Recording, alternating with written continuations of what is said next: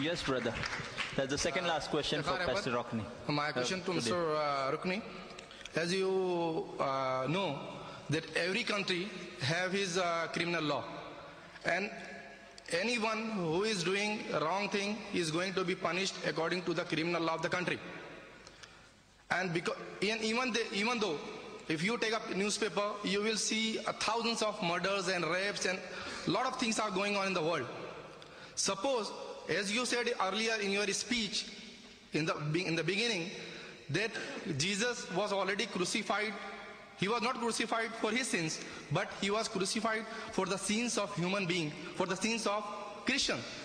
If we believe that Jesus was crucified for all Christians, then what is going to be the situation of the world? Yeah, shall I answer? Complete? Yeah. It is written that Jesus died for the sins of the whole world, that anyone who believes in him will have the gift of salvation.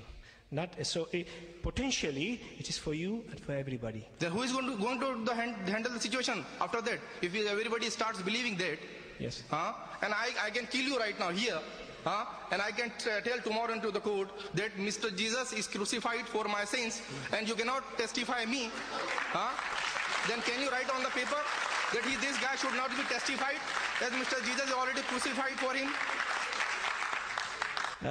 I have answered this question earlier. In the book of James, in Hindi, in Yaqub says, if you really believed, you will not kill me.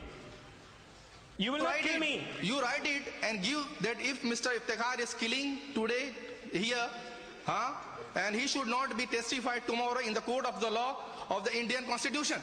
Yes. Can you give me in writing now? Just a minute. I will believe tomorrow that Mr. Jesus was crucified. I will believe tomorrow, and I will be a perfect Christian. See, there are two things in sin. As I said, there is sin and there is damage of sin. Okay?